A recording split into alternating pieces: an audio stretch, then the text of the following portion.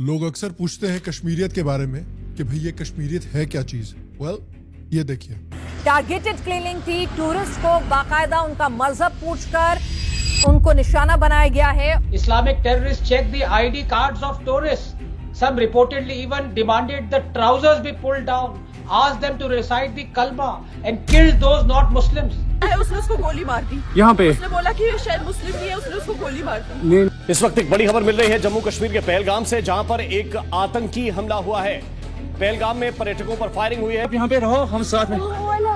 Madam, ये जो breathe साहब है, प्रेसिडेंट, आप टेंशन मत लो। आतंकियों ने टूरिस्टों से उनकी आईडी निकलवाई, उनकी आईडी चेक की, मर्दों की पैंट उतरवाई, ये मेक श्योर करने के लिए कि जिनको ये मार रहे हैं वो नॉन मुस्लिम ही हैं। बट नहीं भाई, कश्मीर फाइल्स तो प्रोपेगेंडा है ना। कश्मीर फाइल्स में जो दिखाया गया था वो सब तो बिल्कुल झूठ है। कब हिंदुओं की टारगेटिंग हुई है भाई कश्मीर में? तो खबर आपने देखी ही होगी कि कश्मीर के पहलगाम में कल एक बहुत बड़ा आतंकी अटैक हुआ है, जिसमें अराउंड 28 लोग अभी तक मारे जा चुके हैं। कई लोग सीरियस भी हैं। एंड लेट्स बी क्लियर, सिर्फ कुछ लोग नहीं मारे गए हैं, 27 से ज्यादा हिंदू मारे गए हैं। हिंदुओं को डिलिबरेटली टारगेट करके मारा गया है। इसकी जिम्मेदारी द रेजिस्टेंस फ्रंट ने ली है, जो पाकिस्तानी स्पॉन्सर्ड लश्कर तैयबा का एक एफिलिएट ऑर्गेनाइजेशन है। और जो सर्वाइवर्स हैं, सर्वाइवर्स ने ओपनली बोला है कि देखिए, हमसे पूछा गया, हमारा आईडी चेक किया गया, मेक श्योर किया गया कि हम हिंदू हैं कि नहीं, तब हमको गोली मारी गई। फिर हमारे देश में कुछ लोग ऐसे हैं जिनकी हिम्मत होती है ये बोलने की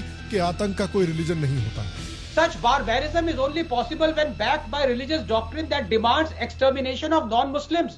And when will we understand that the machinations of the universal brotherhood are there forever? और एक और बात मैं हाईलाइट करना चाहता हूँ, विक्टिम्स जो हैं इस आतंकी अटैक के, वो ज्यादातर तमिलनाडु, कर्नाटका, गुजरात और महाराष्ट्र से हैं। और ये जो कास्ट और लैंग्वेज का गेम सब लोग खेलते रहते हैं ना, इस गेम के चक्कर में आप एक दूसरे से लड़ते रहते हैं, एक दूसरे को बांटते रहते हैं, मेरा लैंग्वेज ये, मेरा लैंग्वेज वो करते रहते हैं। आपके दुश्मनों को इन सब चीजों में कोई इंटरेस्ट नहीं है। आपके दुश्मनों के लिए ये बिल्कुल भी मायने नहीं रखता। उनके लिए ना आप कन्नडिगा है, ना तमिल है, ना मराठी है, ना पंजाबी है, ना असमीज है। उनके लिए आप सिर्फ और सिर्फ एक काफिर हैं। यही हिंदुत्ववादी इतने सालों से कहते हुए आ रहे हैं, बटोगे तो कटोगे। उसका एक लाइव एग्जांपल हमने एक दिन पहले पहलगाम में देख लिया। और जब भी एक हाई लेवल डेलीगेशन भारत आता है, तब एक इस तरह का हादसा होता है। क्लिंटन आया था तब हुआ था, ट्रंप आया था तब 2020 के दंगे हुए थे दिल्ली में, और अब जेडी वैंस आया है तो पहलगाम में ये अटैक हुआ है। और एक बात और याद रखिए, सुप्रीम कोर्ट ने फोर्स किया था गवर्नमेंट को, ऑर्डर पे ऑर्डर दिया था कि भाई जम्मू कश्मीर में जल्द से जल्द इलेक्शन करवाने हैं। तो सुप्रीम कोर्ट से मैं पूछना चाहता हूँ, करवा लिया आपने इलेक्शन? खुशी हो गई ना? क्या अचीव किया मेरे को बताइए। Problem in our country is we don't talk straight. There was no need, in my view, for the Supreme Court to waste time getting into whether 370 abrogation was valid or not. It was a waste of time, because with the greatest of respect to the judges, they will not take responsibility for the security situation. These are matters in which the governments and armies must be given a free hand. They do not need to be discussed ad nauseum by petition after petition and argument after argument in court, where the government feels obliged to give some kind of a undertaking that there will be an election in Kashmir. Why? When we removed 370, did we say we will have an election in Kashmir? What has an election in Kashmir ever achieved? But to bring out a bunch of political turncoats back into the so-called political mainstream while innocent people are killed. और ये attack Pakistan के chief of army staff Asim Munir के एक statement के कुछ ही दिन के बाद हुआ है, जहां पर उसने इंडिया के खिलाफ जहर उगला था, टू नेशन थ्योरी की बात की थी और स्पेसिफिकली हिंदुओं को अटैक किया था। Well, our forefathers, they thought that we are different from the Hindus in every possible aspect of life. Our religion is different. Our customs are different. Our traditions are different. Our thoughts are different. Our ambitions are different. That was the foundation of the two-nation theory that was laid there. तो article 370 हटने के बाद, abrogate होने के बाद, ये Jammu and Kashmir में सबसे बड़ा आतंकी अटैक हुआ है। इस अटैक के बाद union home minister Amit Shah सीधे ही श्रीनगर पहुंच गए। प्राइम मिनिस्टर मोदी ने भी, जो सऊदी अरेबिया की ट्रिप पे गए हुए हैं इस समय पे, उन्होंने अपना ट्रिप बीच में ही कैंसिल किया और वो भी वापस इंडिया आने का प्लान कर रहे हैं। And this shows you the severity of this attack, कि किस तरह से कोऑर्डिनेट करके, जिस तरह से अक्टूबर 7 में पैलेस्टीनियन आतंकियों ने इजराइल में सिविलियंस को टारगेट किया था, उसी तरह से भारत में भी सिविलियन टूरिस्ट को टारगेट किया गया है। और जिस समय पे ये अटैक हुआ था, उस समय पे US vice president JD Vance भी इंडिया के विजिट पे आए हुए थे। एक और इंटरेस्टिंग बात है कि इस समय पे राहुल गांधी बाहर निकले हुए हैं। ये जब भी बाहर जाते हैं देश में कुछ उल्टा सीधा हो जाता है। लेकिन भारत में आज भी कुछ लोग हैं जो आतंकियों के क्लियरली रिलीजियसली मोटिवेटेड क्राइम पर पर्दा डालने का काम कर रहे हैं। सबा नकवी को उनका रिलीजन नहीं बल्कि उनकी कावर्डिस दिख रही है। इनको उन कश्मीरियों के लिए दर्द हो रहा है जिनकी रोजी रोटी अब खतरे में है, उनके लिए नहीं जिनका परिवार हमेशा के लिए डेवेस्टेट हो चुका है। राजदीप सरदेसाई ने तो ऐसा ट्वीट डाला है कि देख के ये नहीं लगता कि एक इंडियन जर्नलिस्ट का ट्वीट है, देख के ऐसा लगता है कि एक पाकिस्तान फॉरेन मिनिस्ट्री का स्टेटमेंट निकल के आया है। एक महाशय ऐसे भी है जिनको लगता है कि ये अटैक संघियों ने करवाया है ताकि इसका पॉलिटिकल फायदा हो सके उनको। कुछ लोग तो ऐसा मुस्लिम्स के डिफेंस में आ गए हैं कि बोल रहे हैं कि भाई तमिल स्पीकिंग मुस्लिम और हिंदू में फर्क करना एक एटम को स्प्लिट करने की तरह है।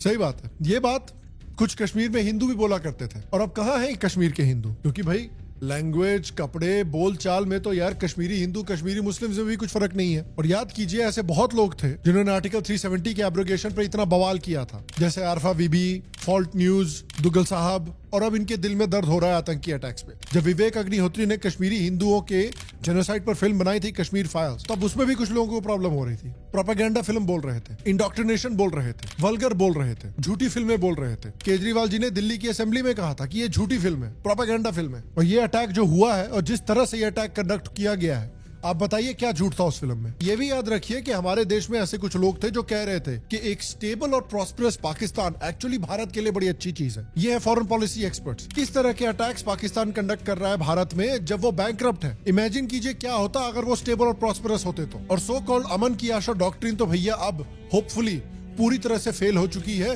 अब होपफुली इसको चिता पे लिटाया जा सकता है और चिता में आग लगाई जा सकती है और उन एशेस को गंगा में बहाया जा सकता है कि भाई डायलॉग करते हैं, निगोशिएशन करते हैं, बातें करते हैं, पीपल टू पीपल कांटेक्ट करते हैं। ये मिला हमको पीपल टू पीपल कांटेक्ट से, ये मिला हमको बातें करने से। अब आपकी रिस्पॉन्सिबिलिटी है, इस अटैक को याद रखिए। आप इस अटैक में जो वीडियोस निकल के आए हैं उनको जाकर देखिए सोशल मीडिया पे, उन वीडियोस को याद रखिए। और अब कोई भी साला अमन की आशा की बात करे तो उसको बॉयकॉट करना जरूरी है। ना साला क्रिकेट मैचेस चाहिए, ना बॉलीवुड में पाकिस्तानी सिंगर और एक्टर चाहिए। कोई जरूरत नहीं है, उनको यहाँ बुलाओ और साले वो हमारी इंडस्ट्री से पैसे कमाए। Logical question is what happens now? जैसा कि मैंने बोला, मोदी ने अपनी ट्रिप ऑलरेडी कट कर दी है सऊदी अरेबिया से। वो भारत आ गए हैं जल्दी ही। हाई लेवल मीटिंग हो चुकी है ऑलरेडी कश्मीर में, अमित शाह के बीच में, कश्मीर सीएम के बीच में और हाई लेवल आर्मी स्टाफ के बीच में। लगता तो है कि इंडिया डेफिनेटली कुछ रिटेलिएशन प्लान कर रहा है पाकिस्तान के खिलाफ, बट अभी तक हमको आइडिया नहीं है कि एग्जैक्टली क्या होने वाला है, क्या करने वाले हैं। बट देखिए एक्सटर्नली पाकिस्तान में जो गवर्नमेंट एक्शन लेगी वो धीरे धीरे हमें पता चलेगा ही, लेकिन इंटरनली भी एक्शंस लिए जा सकते हैं। क्योंकि जम्मू एंड कश्मीर में एक फंडामेंटल प्रॉब्लम है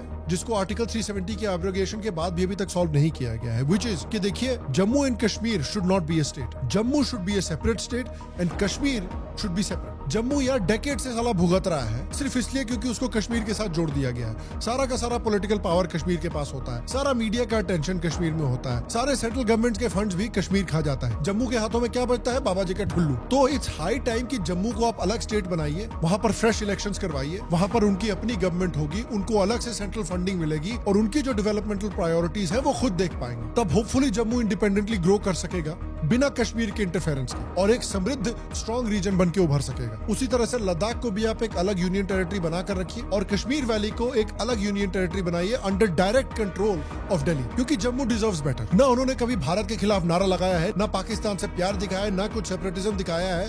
साला देश से प्यार करने का, देश से वफादारी करने का क्या उनको फल मिला है? तो जम्मू को आप अलग से स्टेटहुड दीजिए, that is the need of the hour. और कश्मीर में इलेक्शन करवा के क्या हुआ वो तो हमने देख ही लिया है। जो लोग पहले सेपरेटिज्म का बोलबाला करते रहते थे वही लोग तो वापस पावर में है यार। अब क्या फायदा इस डेमोक्रेसी का? तो कश्मीर पे डायरेक्ट सेंट्रल गवर्नमेंट का कंट्रोल होना चाहिए, पूरा प्रॉपर आर्मी का प्रेजेंस होना चाहिए, proper anti terror clean up होना चाहिए, प्रॉपर एस्पा को डिप्लॉय करना चाहिए। और एक दूसरी चीज वहां पर जरूरी है, वो अब हम अनफॉर्चुनेटली देख रहे हैं, उससे बचने का और कोई तरीका नहीं है हमारे पास, विच इज की कश्मीर की डेमोग्राफिक रीबैलेंसिंग करनी बहुत जरूरी है from a civilisational point of view and from a national security point of view. Bharat का कोई भी बॉर्डर एरिया जहां की मेजॉरिटी पॉपुलेशन मुस्लिम बन जाती है वो हमेशा भारत के लिए प्रॉब्लम्स क्रिएट करती है, उसके सिविलाइजेशन के लिए और नेशनल सिक्योरिटी के लिए। पाकिस्तान और बांग्लादेश में हमने देखा ही है, ये बॉर्डर एरियाज है, यहाँ पर मुस्लिम पॉपुलेशन मेजॉरिटी में हुई और तुरंत पार्टीशन हो गया। असम और बंगाल में भी हम यही हालत देख रहे हैं धीरे धीरे डेवलप होते हुए। कश्मीर में भी हम 70 साल से यही देखते हुए आ रहे हैं। और ये सिर्फ इंडिया की बात नहीं है, और देशों में भी देखिए, कोसोवो को देखिए, मुस्लिम मेजॉरिटी है, सर्बिया से अलग हो गया। शिनचैंग को देखिए, चाइना के साथ सेपरेटिज्म हो रखा है। रोहिंग्या बेल्ट में भी म्यांमार में सिविल वॉर हो रखी है और सेपरेटिज्म हो रखा है। तो यहाँ पे भी एक डेमोग्राफिक रीबैलेंसिंग करनी बेहद जरूरी है। और देखिए ये बात भी बिल्कुल क्लियर है, let's not beat around the bush on this as well, कि ये एक इंटेलिजेंस फेलियर है और एक लॉ एंड ऑर्डर का फेलियर है। बिकॉज आप देखिए कि जम्मू एंड कश्मीर जो इतना हेविली मिलिटराइज्ड एरिया है, जहां पर इतनी स्ट्रॉन्ग आर्मी का प्रेजेंस है, पुलिस का प्रेजेंस है, हर गली नुक्कड़ पे पुलिस और आर्मी खड़ी रहती है, वहां पहलगाम जैसे इतने हेवीली विजिटेड टूरिस्ट हॉटस्पॉट में इतना बड़ा अटैक हो गया, ये कोई छोटी बात नहीं है। This is a serious lapse in intelligence and in security, और यहाँ पर लॉ एंड ऑर्डर एपरेटस से सवाल पूछना बिल्कुल जायज है और जरूरी भी है। But at the same time देखिए, आर्मी पे उंगली उठाना आसान है, लेकिन ग्राउंड रियलिटीज भी यहाँ हमें समझनी पड़ेंगी, क्योंकि यहाँ का जो बॉर्डर है कश्मीर और पाकिस्तान के बीच का बॉर्डर, ये बहुत हेवीली माउंटेनस बॉर्डर है। यहाँ पर ऐसा टेरेन है जहां पर टेररिस्ट रिलेटिवली आसानी से घुस के कश्मीर में आ सकते हैं। उसके ऊपर से ये भी याद रखिए कि इन आतंकियों को लोकल से सपोर्ट मिलता है। ये लोकल्स जो कश्मीर के चप्पे चप्पे से वाकिफ हैं, और यही लोकल्स हैं जो इन आतंकियों को घुसने में मदद करते हैं, उनको शेल्टर देते हैं और उनको एग्जिट रूट्स प्रोवाइड करते हैं, ताकि ये आतंकी आसानी से ये टेरर अटैक्स यहाँ पर कर पाए।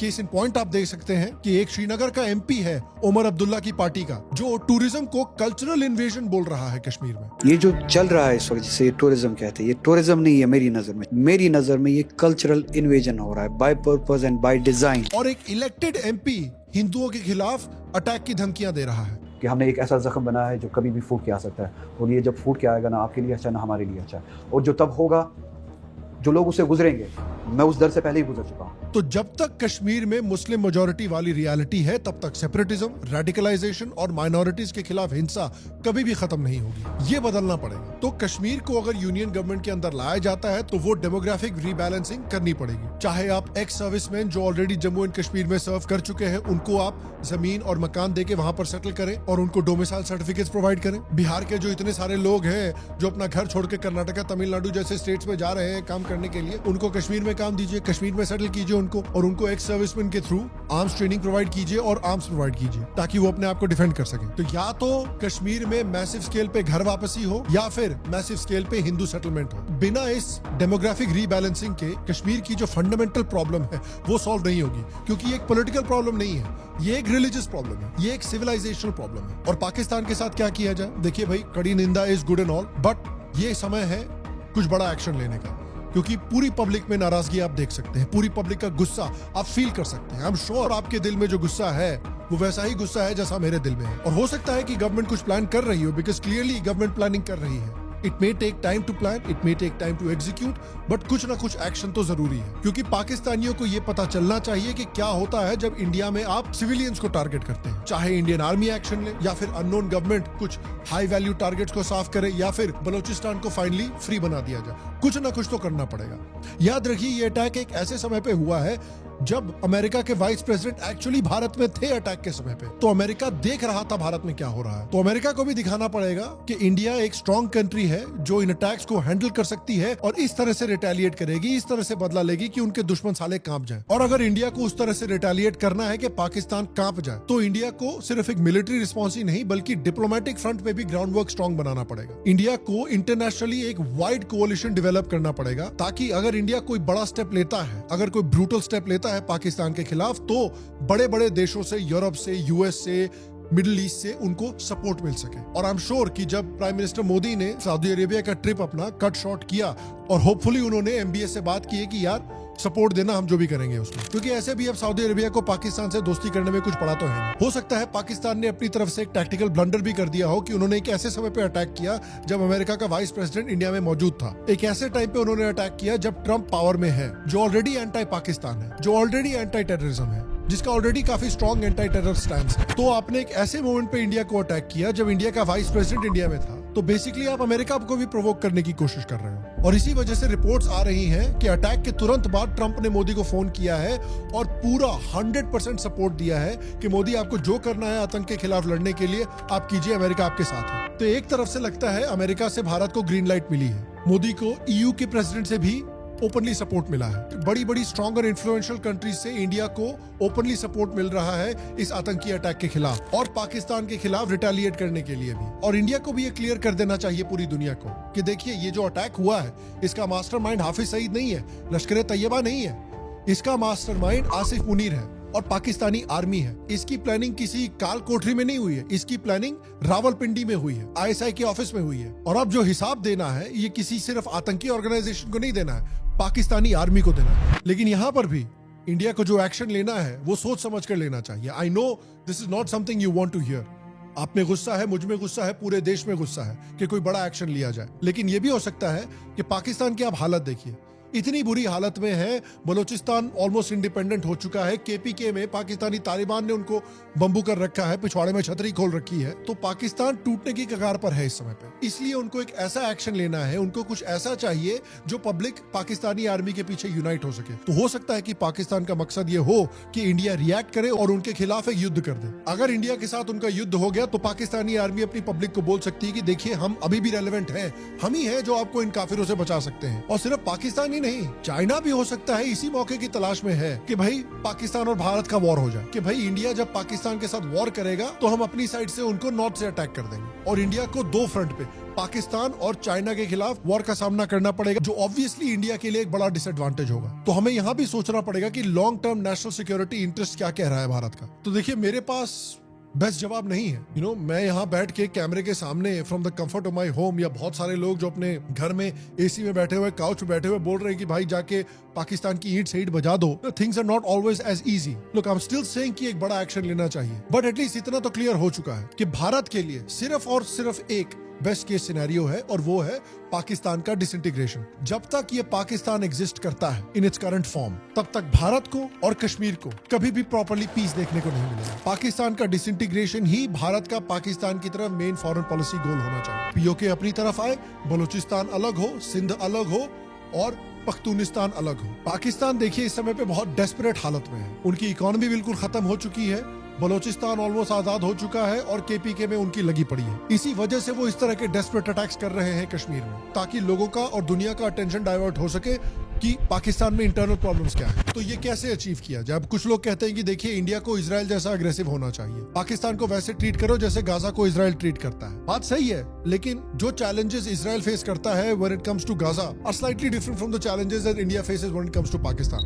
गाजा के पास न्यूक्लियर वेपन्स नहीं है, पाकिस्तान के पास है। इजराइल गाजा का बॉर्डर एकदम फ्लैट डेजर्ट लैंड है, लेकिन इंडिया पाकिस्तान का बॉर्डर माउंटेनस है, फॉरेस्टेड है और एक्सट्रीमली रफ टेरेन है। उसके ऊपर से इजराइल के अंदर millions of pro Hamas Israeli नहीं बैठे हैं जो हर समय पे पैलेस्टीनियन आतंकियों को इजराइल में सेफ हेवन प्रोवाइड करने की कोशिश देते हैं। इंडिया के अंदर स्पेशली कश्मीर में सिग्निफिकेंट लोकल सपोर्ट है आतंकियों के लिए। तो ग्राउंड रियलिटी जो है इजराइल की और कश्मीर की थोड़ी सी अलग है। और हाँ, इंडिया को डेफिनेटली स्ट्रॉन्ग एक्शन लेना चाहिए, बिकॉज अल्टीमेटली देखिए जो प्रॉब्लम्स कश्मीर में हो रही हैं, जो प्रॉब्लम्स पाकिस्तान से भारत फेस करता है, उसका एक ही सोल्यूशन है और वो है पाकिस्तान का कंप्लीट डिसइंटीग्रेशन। दूसरा, जम्मू एंड कश्मीर का पूरा नया फैब्रिक तैयार करना पड़ेगा। कश्मीर को एक अलग यूनियन टेरिटरी बनाइए, जम्मू को स्टेटहुड दीजिए, कश्मीर का डेमोग्राफिक बैलेंस रिस्टोर कीजिए और कश्मीर के बगल में एक स्ट्रॉन्ग हिंदू जम्मू और एक strong Hindu Buddhist Ladakh build करना भी जरूरी है। ये बफर बनेगा कश्मीरी एक्सट्रीमिज्म के खिलाफ और भारत का एक बैकबोन भी बनेगा। कश्मीर का जो करंट पॉलिटिकल लीडरशिप है वो पूरा सिस्टम खत्म करना पड़ेगा। कोई जरूरत नहीं है इलेक्शंस की। जब तक कश्मीर का पॉपुलेशन का एक्चुअल बैलेंस रिस्टोर नहीं होता तब तक कुछ जरूरत नहीं है इलेक्शन की। भारत को फोकस करना चाहिए पाकिस्तान को बैंकरप्ट करने का, बलूचिस्तान को आजाद करने का, पीओके को वापस करने का, पश्तूनों को रियूनिफाई करने का। ये अगले 4 साल का नेशनल गोल होना चाहिए जब तक ट्रंप पावर में है, क्योंकि ट्रंप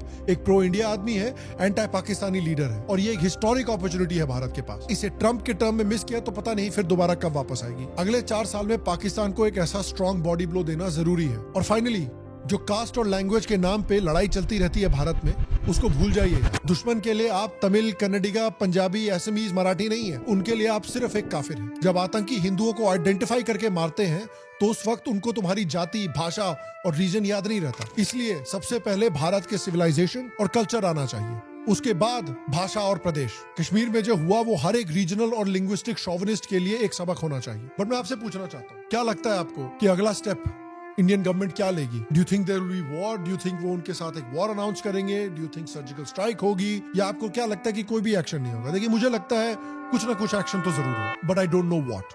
आपको क्या लगता है? नीचे मुझे कमेंट सेक्शन में जरूर बताइए। जो विक्टिम्स रहे हैं इस अटैक के, उनको और उनके परिवार को कंडोलेंसेस हमारे शो की तरफ से। आपसे फिर मिलेंगे, तब तक के लिए स्वस्थ रहें, सुखी रहें, फिर मिलेंगे और आप सबको एक सेकंड प्रणाम।